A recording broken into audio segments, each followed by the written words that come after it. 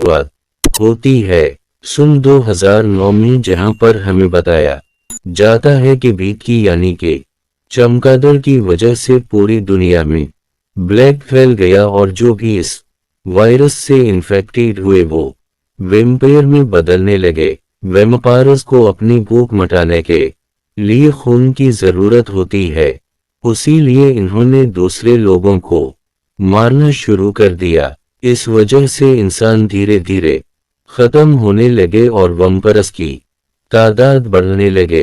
Vampires कभी भी सूरज की रोशनी के सामने नहीं आ सकते, उसी लिए अब दुनिया पूरी तरह से बदल चुकी है। रात को सब वैम्पायर्स काम करते हैं और दिन में खास गाड़ियां भी हैं जिनके अंदर रोशनी नहीं आती।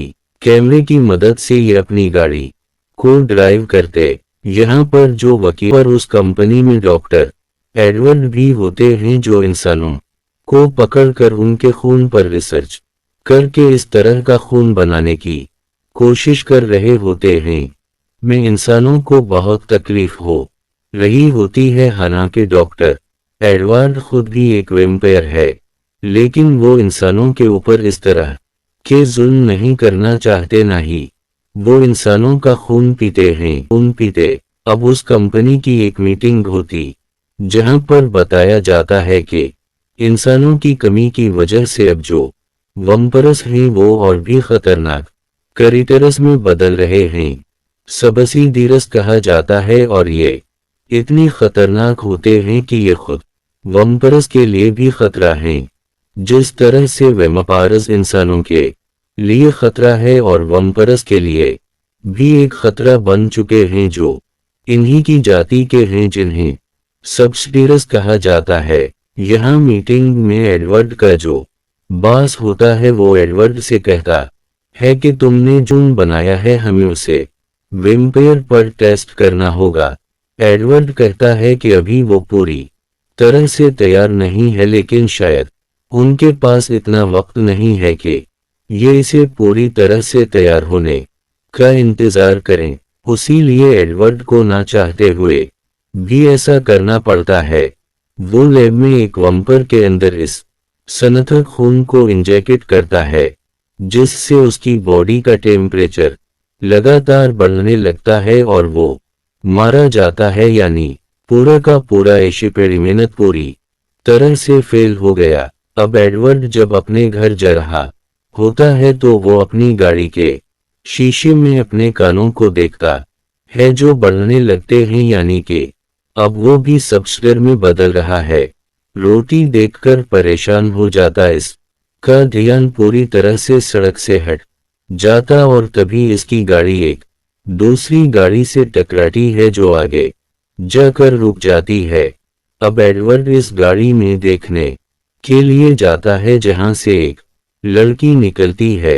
वो इसके हाथ पर एक एरो मार दी है, पर एडवर्ड को कुछ भी नहीं होता। दरअसल इस गाड़ी में सबके सब है। ये वही लड़की है जिसकी गाड़ी से एडवर्ड ने अपनी गाड़ी को टकराया था। वो एडवर्ड के बारे में जानती है कि वो क्या काम करता है, उसीलिए वो एडवर्ड को एक एड्रेस देती है और कहती कि तुम मुझसे यहाँ पर आकर मिलो। ये अगले दिन जब एडवर्ड अपने ऑफिस जाता है तो इसका जो बॉस होता है वो इसे बताता है कि अब हमें नकली खून बनाने की कोई सही आदमी है।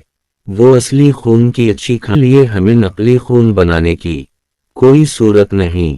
पर एडवर्ड ऐसा नहीं है, वो इंसानों को बचाना चाहता है। उसी लिए आर्डरी ने जो उसे एड्रेस दिया होता है वो इस जगह पहुंच जाता है। यहाँ पर ऑर्डर उसे एक आदमी से मिलाती है जिसका नाम एलूस होता है। वो उसे बताती है कि पहले ये भी वैम्पायर था, लेकिन अब ये पूरी तरह से इंसान बन चुका है। यानी कि उनको ऐसा कोई फार्मूला पता है जिसे वैम्पायर को दोबारा से इंसान। एडवर्ड का भाई यहाँ पर आ जाता और इन दोनों को गिन पॉइंट पर ले लेता है। पर अगली पल यहाँ पर मिलिट्री आ जाती है जो आर्डरी को पकड़कर अपने साथ ले जाती है। दरअसल एडवर्ड के साथ ही ने उसे धोखा दिया।